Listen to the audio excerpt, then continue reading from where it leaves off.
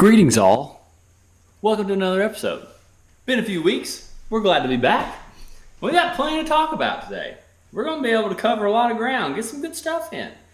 But before we do any of that, let us begin with the verse of the day. Today's comes from 1 Corinthians 10:13, and it says this. It says, "No temptation has seized you, except what is common to man. And God is faithful. He will not let you be tempted beyond what you can bear. But when you are tempted, he will also provide a way out so that you can stand up under it." 1 Corinthians 10:13. An applicable verse for everybody, without a doubt. So, today, it is October 13th. We're in the midst of deer season, and we've wrapped up, at least for us, the tournament season, bass fishing wise. So, we just got back on Saturday. Today's Tuesday. This past Saturday, wrapped up the BFL Regional on Lake Harville, James River in Richmond, Virginia. Unfortunately, we were not fishing Saturday. We didn't make the final day cut. But I tell you, I can pull up this result and tell you how close we were, because I had not gone back and looked at that. We weren't super close, but we didn't just, the wheels didn't totally come off. We caught them decent. But talk about that tournament, talk about the first couple weekends of deer season, at least the first few weekends that I've gotten to hunt. And but most of the day is going to be on James River. I've got some props. You can see what the fish that did get caught, wrangled, finessed, captured, what they were captured on. It was a good time. There went my rod. So if you're watching on YouTube, you'll get to see what I caught every single keeper on during the tournament. But we'll get there. So first off, since I'm going to spend most of the time on James River, I'll spend the first part of today talking about deer season, at least for me. So I've done a little bit of public land hunting, a little bit of private land hunting. Have kind of mixed it up so far, which was my goal for the year, this being the first year that I've hunted public. Shout out to the hunting public for the inspiration there. We actually went out last night and hunted a piece in Anderson County that I know's got a decent amount of deer on it. Probably gets hunted quite a bit. Walked about as far into it as you could walk last night. Didn't see any deer, didn't bump any deer coming in or going out, which is a little disappointing, but also didn't see any good sign. So not disappointing, but not surprised. But as far as hunting our property, which is Middle Tennessee, DeKalb County, we've had some decent hunts so far. Nothing great. Haven't killed a deer yet. Hunted opening weekend. Opening weekend was hot. It was not great. You had great weather the weekend before and the week leading up to it. Then got warm again. Saw a couple does each sit. There's a YouTube video up on the Fenced Forest channel of that first weekend. Second weekend was a lot better. Came close second weekend. The difference between the first and the second weekend is that our landowner had the entire property, all the fields bush hogged. Hadn't been bush hogged in at least 2 years. I mean, and you were having some trees starting to grow. So he had a guy come in with a big time bush hog and a skid steer and bush hog every single one of our fields. We've got in since the last podcast some of our late season plots, oats and clover. It got planted that second weekend of deer season. I'm trying to do the math in my head. I guess it would have been the first weekend of October. The guys on the lease that have got the equipment to put that stuff in came down and did it while the bush hogging was going on. And I hunted some new places for me that I'm really excited about getting into. There haven't been, and I expect it to be better when I get down there this week. I'm on fall break right now, teaching high school. We've got this whole week off. So the second half of this week, especially Friday, Saturday, Sunday, the weather looks really, really good. I think I know you've got a big cold front that comes through. One of the highs, I want to say Friday, it's not even really supposed to get much higher than 60, which would be great, getting down in the 30s at night. But we hadn't had, at least on our property, a whole lot of acorns dropping yet. So the deer really weren't moving a whole lot, and I wasn't diving real deep into any of the bedding areas. We kind of just hunting the edges of it, probably a little bit more cautious than I could have been or should have been, but should be a lot more acorns dropping. I went into a spot that I found this summer where we got a lot of our summer buck pictures at. I really think it's just so the way that our property sets up, one part of it is just a massive point at the bend of the lake. And those deer will just travel those ridges around the lake, feeding on oaks and just meander from bedding area to bedding area is what it seems like they've done in the past and what they were doing this summer. So it's a place that I got a lot of big buck pictures. It's a place that it's the later the year goes, the better I think this spot will probably get. They'll have more and more deer using it. But sat in there for the first time Saturday morning of the second weekend, saw 2 does, and really my problem was I didn't know exactly where I needed to be set up in the spot, not having hunted it before. Now I know after sitting in there that I probably need to be about 30 yards further in and 20 yards further down into the point. It's right on the transition between real kind of open timber. It's got some oaks in it they can feed through, and where it starts to get real thick, where those deer have got a little bit more security cover to get into and hide in bed. Saw 2 does that morning, nothing crazy. One of them, of course, sit there until about 11 o'clock, climb down. I am relieving myself at the base of the tree, already taking the climbing stand off, put everything together, I'm ready to walk out. And then sure enough, in mid-relief, I hear, and I turn around and there she stands, about 50 yards from me. And she just swung in a big circle around me, figuring out what I was, and took off. But saw a couple does that morning, and then that evening, one of the reasons I hunted that spot, the wind was pretty good in there that morning, but with all the activity out on the fields, with the bush hogging going on, I had thought that some of those deer may just kind of stay hemmed up a little bit deeper in the woods just to get away from all the activity. But some of the other guys that were down there had said, oh, last night we were in, a field we call it Lost Feeder Field. And we were in Lost Feeder Field, and there were half a dozen does standing there eating what had been mowed over. They just come and browse through all this freshly cut stuff. So I went and sat on that field that night and had 4 does come in 2 different directions. Had seen them pop up behind me, top of the kind of little hidden protected corner of the field. And I had a whole lot of clover out I was sitting in a point of trees.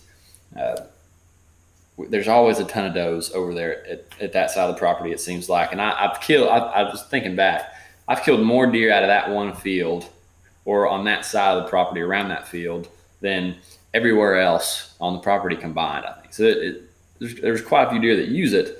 But I was hoping, based on what I'd heard from the night before, that I had a ton of clover that was just grown in around the point of trees that I was sitting on. They'd picked their way to it. And they almost read the script. My wind was not perfect, but for where I was expecting them to end up at, it was going to be fine. It was kind of a crosswind. It was kind of in my face, but it was really moving kind of right over my left shoulder. So those 3 out of the 4, 3 does worked their way. It's 3 does and 1 fawn. 3 does worked their way to me. They get to about 50 yards. They're getting close, and they're zigzagging real big. I've actually got the video uploaded to YouTube right now. They're just making real long, exaggerated zigzags back and forth, picking through the browse, and they're real on edge. One of the reasons is because right before the bush hogging happened, one of my uncle's ground blinds got put up right there in the point of trees. I mean, literally right below where I was sitting. I was in a big poplar tree. And it's every deer that walked out, that's the first thing they were looking at. And they'd stand there and just glare at it for 30 seconds before they'd walk out in the field. We put up when we did. Well, one of the convenient things about when I put it up, I knew that bush hogging was just about to happen. It's like, well, there's going to be this is going to change visually so much that it probably ain't going to do that much harm to stick a ground blind up. It's in a spot where we've had them before. It's not uncommon, but I don't want to throw it up and that be the only thing that changed. So the bush hogging hopefully helped cover up that visual change. And so sure enough, they're zigzagging. They get about 50 yards. And one of the does, of course, it's that typical old cautious doe. She starts sniffing, and she breaks away from the group, and I see her swinging. She's just going to scent check this whole backside of the field. And I'm like, here we go. These deer don't get to me before she hits where my scent's been blowing for the last 3 hours. It's probably not going to end well. And it didn't end well. She blew at me 9 times in the span of about 5 minutes. out in the field. She didn't know where I was. Didn't know. I mean, she might know what I was. She didn't know where I was, but she caught that scent. She's and the other 3 deer didn't care. They perked up a little bit that first time she blew, but it was almost like a, Lord, here she goes again. She's caught a whiff of a 10-day-old coyote track and she's going crazy. They acted like she does it all the time. She's the old blowing doe and they're all used to it. Because those other 3 does, they didn't immediately leave, and that doe didn't either. She just walked a massive semicircle around the field blowing. About every 30 seconds, she'd blow again. She didn't know what she was blowing at, she was just blowing. Which is, of course, terribly annoying, but it happens. It's bound to happen when she started scent checking it. But those other 3 does, they never did get much closer. One of them acted like it was about to just walk to the point and try to figure out what it was. But they eventually just started to feed off the other way. And then one of the neighbor kids, and he's probably a few hundred yards away from me, just starts screaming. I mean, it's one of those things where, like, when you're in the woods and you hear a noise, it's never as close as it sounds like it is.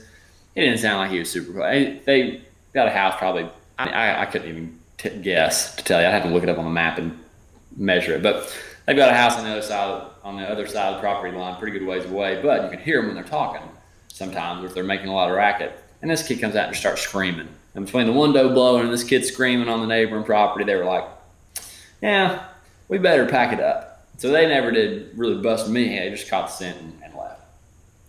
But as I needed about 10 more yards. 10 more yards, we'd take a shot one. Probably, I needed them within 30 yards because they were pretty on edge most of the time they were out there. Because that field, of course, is wide open now that it's been bush hogged. But anyways, so that's the gist, the update for deer season. We're going to go back probably Thursday evening, get to hunt all day Friday and Saturday, and probably half a day Sunday. Hopefully we'll be back Saturday night because we've killed a few. The weather's going to be great. Just the fact to be out there when it's 40s, 50s, and 60s is going to be phenomenal.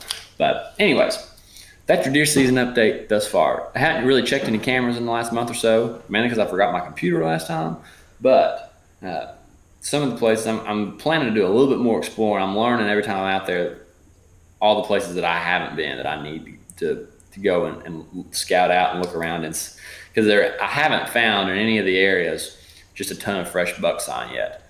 There's only one spot. The bush hog guy saw 2 good bucks while he was on the bush hog and saw both of them in a spot that's not surprising. It's where I hunted out of the tall grass on the ground that opening weekend video. When I'm hunting on the ground from where all those tracks are cutting into that bedding is where he saw the 2 good bucks he saw when he was there. So gonna plan on poking around the edge of that bedding, just see if I can find any fresh scrapes. There should be scrapes popping up all over the place, and work my way back down to the core land. There's a lot of really good public land that we butt up against that would be impossible to access unless it's by boat. So I'm sure it doesn't get hunted very much, but it looks like on a map that it could be really good bedding for me. I've just never been down there, so I want to get down there and figure it out. But that's the plan for this weekend. Really, the plan is just to kill one. Hunting last night just got me in the mood to go back to the lease this weekend, or later this week. Thank goodness for fall break, and thank goodness for good weather on fall break. So that's the plan. So the James River. We're going to pause for just a moment. Transition. Get my mind off hunting. It's weird this time of year, especially when you got tournaments going on at the same time you're trying to deer hunt, to where like if I'm thinking about hunting, that's the only thing I'm thinking about. And if I'm thinking about fishing, that's the only thing I'm thinking about. Like I couldn't care less about trying to kill a deer. Or if I'm hunting, I couldn't care less about trying to catch bass. So it's like the month of September and October, by November, pretty much tournaments are done. I'm just solid hunting for the most part. But for September and October, it's like you're constantly taking all of your brain's attention from one to the other, and then back to one, and then back to the other. Okay, James River's next week. We got to not think about the first deer for the next 7 days and just focus on fishing. So that's what we did.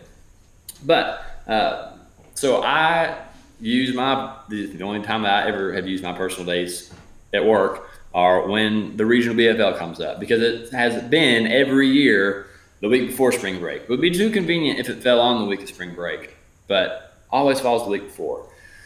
So that doesn't really give me a lot of practice time because the tournament starts on Thursday. So if it started on Friday or Saturday, then I could get a couple of days of practice in with my personal days. But it starts on Thursday, Friday. So I showed up on Wednesday. I left Tuesday evening, drove through the night, got to Chickahominy Riverfront Park at about 1:30 in the morning, climbed in the back of the truck, fell asleep, woke up at 4:30, pure excitement, couldn't fall back asleep. So I got in the boat about 5 o'clock and just rigged up, sat there for an hour till the sun started to try to come up. Put the boat in and started fishing. Curtis, my friend Curtis, who I've fished with throughout the year, the BFLs, he fishes on the co-angler side. He met me down there about 10 o'clock. And from 10, so the morning I stayed in the Chickahominy, fished around a little bit, caught a few fish, nothing crazy. Nothing I really got excited about. I had a few places that I'd fished down there before. I just wanted to check. The tide was good early in the morning for me to be in there checking it. Left Chickahominy when Curtis got there and went up into the Chipokes River. And Chipokes is where I would end up catching the most fish the entire week. Caught a lot of fish in there in practice. Not a lot of good size in practice, but once we fished the first few areas on what I thought was the right tide, which was the low tide, which is when I was expecting to catch them. I'm obviously, being from Knoxville, not somebody that's got a ton of tidal river experience. But when I've been to James River in the past, and everything you see and read about tidal fisheries is that last hour as the tide's going out, and the first hour when it starts coming in, either side of low tide, tends to be the best. And that one day in practice, for us it was. Rolled into Chipokes about 15 minutes before low tide, immediately started catching them, caught them for a couple hours, pretty consistently. Everywhere you'd pull up to, you'd be able to get a bite or catch one. So marked a few spots in there, ended up running up the river more. I knew I've been in Herring Creek some, and I knew that based on what the tides looked like for the first day of the tournament, I was probably going to start in there just to explore, look around, kill some time, because I knew I wanted to be down there at Chipokes during low tide. And I really didn't know how I was going to catch them on high tide, because I didn't catch them on the higher tide Wednesday morning. So first day of the tournament, got a great draw. William I'm gonna have to pull up his name but William, he was a young guy. He's 20 years old, close to my age. What division? Shenandoah. He's from Northern Virginia. But anyways, William and I, we were boat 105. 105. There's 168 boats in the tournament. We draw boat 105. We're putting it up at Osborne Landing. So we got a pretty good run by the end of the day. But start off in Herring Creek, and there's a lot of vegetation at the front of Herring Creek that I've caught them in the past. Not this time of year, but I figured, well, I caught one fishing around some similar stuff in the Chickahominy that morning, just covered a bunch of water with a whopper plopper. Thinking, all right, maybe I can get a bite on some top water stuff in here in the morning. It never happened at all. Fishing there for about 30, 45 minutes, and it was just dead. And that was when the water was still, that first day, the water was just starting to come down. I think high tide was at 7 o'clock in Herring Creek the morning of the tournament. So by the time we get down there at about 8:30ish, maybe between 8 and 8:30, it had just started coming down, and the cover and water thing was not working. I said, all right, let's go. I got a couple stretches that I've caught fish on before. I was planning on flipping them at low tide, but let's just go flip some down right now. And immediately I rolled down one stretch and got 4 bites, flipping what I caught all my fish on, which was the Berkeley Power Bait General, the old Senko in June bug color. I love Berkeley stuff, I love Power Bait stuff, and I love Senkos. And I think it's probably the best Senko. They don't hold together real well, but because they got all that Power Bait in them.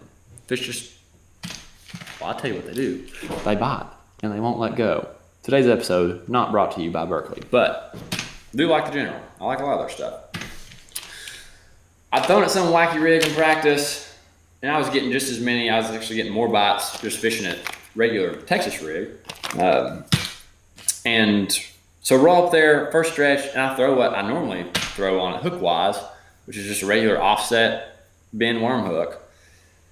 Flipping in there first bite, it was a solid one. It was probably between 2 and 2.5 pounder. Set the hook, good fish, comes up, rolls, comes off. I have fish fold Cinco up on the hook and not get caught when I fish it wacky style every once in a while. Have never had that happen on a Texas rig that I ever remember, but sure enough, it did some. When it ate it, it just folded the hook over the worm and double hooked the worm. I didn't hook the fish. I'm like, all right, whatever, that's a fluke.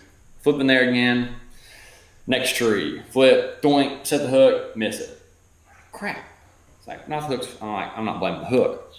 Next tree, flipping there, doink, set the hook.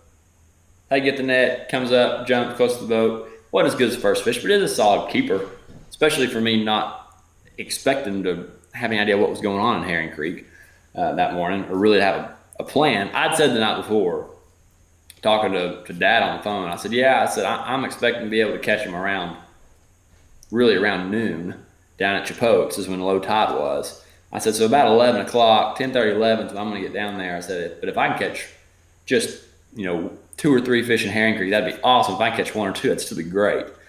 And so roll down this bank an hour in, I've lost 1, missed 1 or 2, and then hooked this second one, comes up, jumps right the boat, comes off. What? I mean, it was really, this should not happen that frequently. So what I do, I sit down, cut the freaking offset shank hook off, and I rigged up the dadgum EWG Widowmaker. Just stuck the Gamakatsu EWG on there instead. Was throwing it, this is Beast Coast tungsten, just a 1/4 ounce. That one I used all day, both days, pretty chipped up. Nobody makes no chip tungsten, it's impossible. Especially on the James River, because not only you got rocks, and you don't have a ton of rocks, but you got the freaking barnacles. And let me just tell you, if you've never fished around barnacles, they're a whole lot meaner than rocks and gravel and everything else. They grow on those cypress tree roots, they grow on the duck blinds, and they will chew your line up, without a doubt. My co-angler both days, so my co-angler the second day, was shout out to Cornell, awesome guy from Maryland, Bethesda. At least that's what my phone said when he called me the day before. He was my second day co-angler. He is, Cornell runs the Instagram and the YouTube channel, YouTube Fishing Vids. And so he sees one of my GoPros, and it's like, oh, you run GoPros, you do the YouTube thing. I was like, yeah, I'm trying to get into it. This is the first year I've really tried to do it consistently and get into it. And the more he talks about his YouTube, I'm like, dang. I was like, I bet this guy sounds like he's probably got like a following on YouTube. I'm sure enough to look it up. Shout out to Cornell. He's got 60,000 followers on his YouTube Fishing Vids page. Has done things with some of the Googman Squad guys. If you like them, One Rod, One Reel. I don't know what that guy's name is, but he's done some videos with him. And Cornell, he was both of my co-anglers were great guys. And that makes it so much easier to enjoy the day and focus on fishing when you draw good partners for the day. So anyways, but he broke off the fish both days of the tournament because of those barnacles. So I don't know what he broke it off on the first day. I want to say chatterbait under a dock, wrapped it up on the barnacles. And then the day that I fished with him, it was a drop shot around cypress trees that got broken off. Both of them big fish. You can tell as soon as he hooked that one on drop shot, it was a big one. But as soon as I switched to the EWG, it may have just been in my head, but didn't lose any fish let me think. Did I lose any fish the next 2 days? I don't think I did. Pretty sure I didn't. Yeah. Okay. So, back to day 1. So I leave Herring Creek about 10 o'clock, get down to Chapokes around 10:30, and I really didn't. I didn't want to get down there too early because I didn't want to get down there, 2-3 hours before low tide, not catch them, and then get been out of shape or worried the fact, like, all right, I know you said you were going to catch them at low tide and you came down here early, you ran all your stuff and you didn't catch them. So I was trying to be patient because really that was the one area I felt like I could really get a lot of bites in because we'd done it the day before. And not just Cinco. The day before we caught them on spinner baits, caught some on chatterbaits. You could catch them on a drop shot, but I ended up the 2 days of the tournament. That Cinco is what I caught every fish on. Anyways, get down there. I was like, all right, we'll pick around this first set of cypress trees. It was a small set of cypress trees. We got a lot of bites on the day before. Roll up, first cast, get one wrapped around the duck blind, get it out, catch it. This is solid. It was about 2.5 pounds. I was like, all right, that's a good deal. I didn't catch a fish that big all day yesterday. Good start. And there were some other guys fishing that same little 3 or 4 piece of cypress trees. We kind of pulled in there at the same time. They were fishing off one side, we fished off the other. I think they caught one too when we were pulled up there with them. But that initial set of cypress trees, we caught fish off of it every day that I fished it. Roll up there, catch that first good keeper. The light just went out. Caught that first good keeper, and then fished in there another hour and a half, maybe close to 2 hours, and never caught another bass. My co-angler caught a few short ones, and I don't think I ever caught a fish. Fished a couple duck blinds, fished one duck blind, run back there, fish one submerged tree I'd found, a couple little depressions, run back out 15 minutes later, watch somebody catch one off the last duck blind that I just fished. Which every time I've been down there, it's been that way. You just don't know when they're going to pull up, or maybe they were throwing something just different enough to get that fish to bite. But anyways, where was I going with this? Oh, so it gets low tide that first day was right at noon. And so it's getting darn close to noon. I told them, I said, all right, we got one more stretch of trees, one more area of cypress trees that you could see that we were going to, lights back on, that we're going to fish on the way out. And then I was on the fence about even stopping because I'd run a lot of stuff in there and it's like, crap. So I guess this is not working. We're going to have to, and the plan for the rest of the day was just to follow that low tide back up to the ramp. But since, with only 3/4 of a day practice, everything else that I was planning to stop at were fish places that I hadn't fished that we were just going to pull in and look at. Things that I'd looked at on the map and found what looked like maybe some potential areas the night before. So pull up on this one set of cypress trees. First little pot of them I come to, catch another one that's about 2.5. Actually, that one's probably 3. That was probably the best one I caught that day. Roll up to the next set, catch another one that was between 2.5 and 3. Roll up to the next set, catch a 2-pounder. So within about 20 minutes, I caught 3 really solid keepers out of that one cypress tree. Now I'm sitting at 4, and I've got 4 pretty good ones. I was thinking, I knew that the weights were probably going to be better than years past because years past seemed really low. It was taking like 12 pounds to make the top 10, 10 pounds to get a check. I think when they were there in 2017, it was something like that. I didn't catch them very good. But I could tell just from that one day in practice, I'm like, it's not going to be that tough. Guys are going to catch them. Like, you're going to have to. I was thinking if you caught 14 a day, you were definitely going to be in the top 12. But I thought at minimum, you're going to have to catch 12 a day to be in the top 10. So I'm thinking I said, you can't catch any less than 12 pounds was kind of my goal or my thought going into it. But anyways, so I got those 4, fish around there a little bit more, fishing another set of trees, I'm like, all right, maybe they're biting in here. I was like, I've only got to catch one more solid one today, and I think I'll be okay. So we milled around in there for probably another hour and couldn't catch another one. So we start fishing our way back up. Co-angler caught a keeper at one spot. We pulled into one spot, had a ton of little stick-ups. Tide had just started coming back in. And you're seeing just stick up. And we caught fish off of every single stick-up. But I was catching 10, 11 inchers. He was catching 10, 11 inchers. He caught a couple 12 inchers just mixed in, which was the limit there. So he ended up weighing 2 small keepers that day. And I ran back to Herring Creek where I had planned to stop on a couple of deep stretches when the tide was down. First stretch I pulled to where I'd hooked all those fish that morning. I'm like, all right, now that it's getting good, that stretch might really be popping. There were 3 boats on a less than 100-yard stretch. It might be 70 yards long, and there were 3 boats sitting on it. Next stretch was the same thing.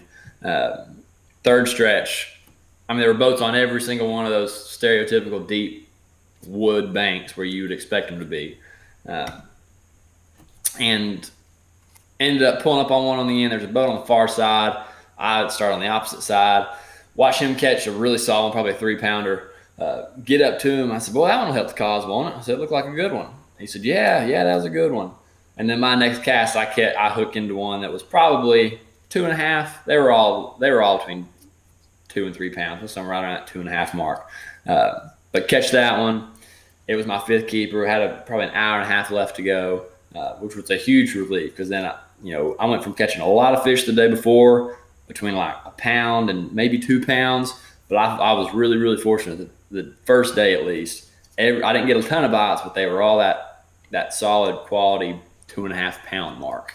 So never did make any upgrades. Those were all 5 keepers I caught first day. Weighed in, I had right at he caught at 13 pounds. I went and looked after it. It's 12-15. So I had right at 13 pounds. I was in 23rd, and really thought if I could do it again that I'd have a pretty good shot at jumping into the top 12. But newsflash, I could not do it again.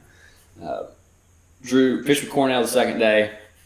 We had an earlier boat number, but the tide wasn't going to get good down there. I wasn't going to have the same tide until almost 1 o'clock, and check-ins at 4, and it's at least a 40-minute run to where I was going.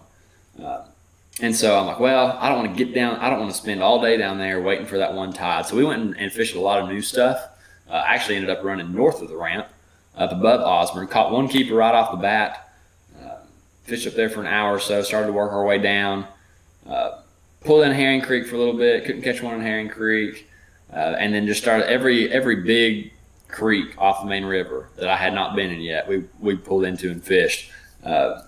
And never did catch another keeper till I got back down to Chapokes around noon, which even though that's what you plan for, and you're like, all right, I should catch them around 1 o'clock today. It's 12:52 is when low tide was, because I've got it.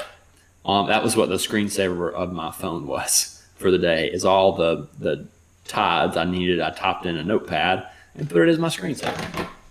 Maybe that'll help you if you're ever tidal fishing. Help me. Then you just pull it out and click your home screen and see it. But anyways, get down to Chapokes.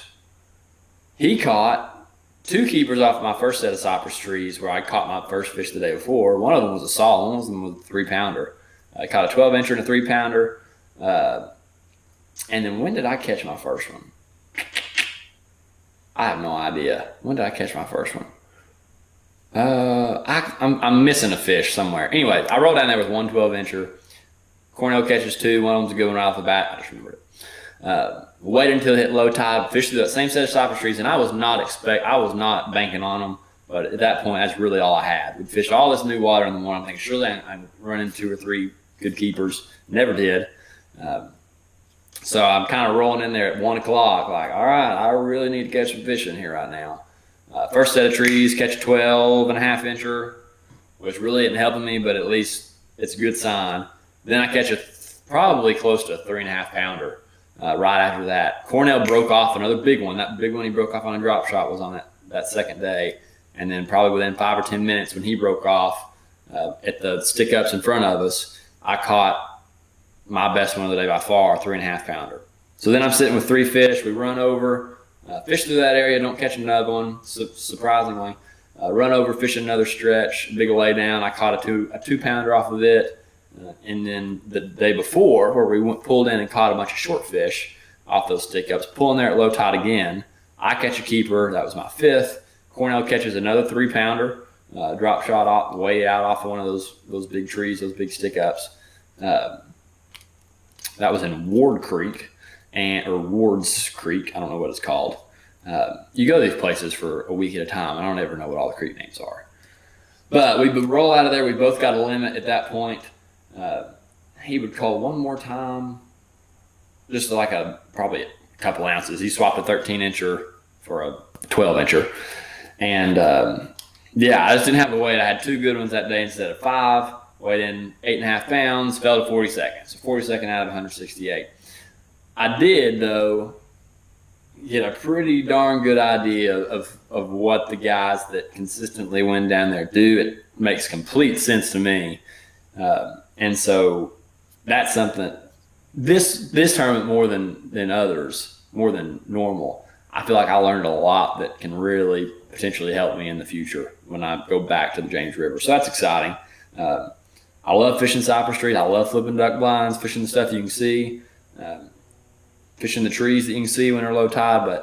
And that's what everybody that does real well down there is doing, but they're fishing the ones you can't see. And just taking the time to know and practice that, all right, you can always fall back on the obvious stuff, but committing to spending time looking for what isn't obvious, what not everybody's going to take the time to look for and find, what the stuff you can't see at low tide would make a big difference. So that's the plan for when we go back. That wrapped up the BFL season. It was actually, finish wise, it was a terrible year for me. It's a whole lot worse than last year, but Dylan, I never did find out exactly. I think Dylan finished fourth. I want to say Dylan finished fourth in Angler of the Year, which is phenomenal. He didn't go to James River, but as far as volunteer as a whole, he finished fourth. There was nobody, hardly, from the volunteer division that fished in the James River tournament. I know the Powers were there, Craig and Kevin Powers. Jake Lee was there. But I know we had some co-anglers that were there, but we had a low turnout for volunteer, it seemed like. Looking through the rankings, I was shocked at how few people went, which I know James River it's 7 hours from home for me.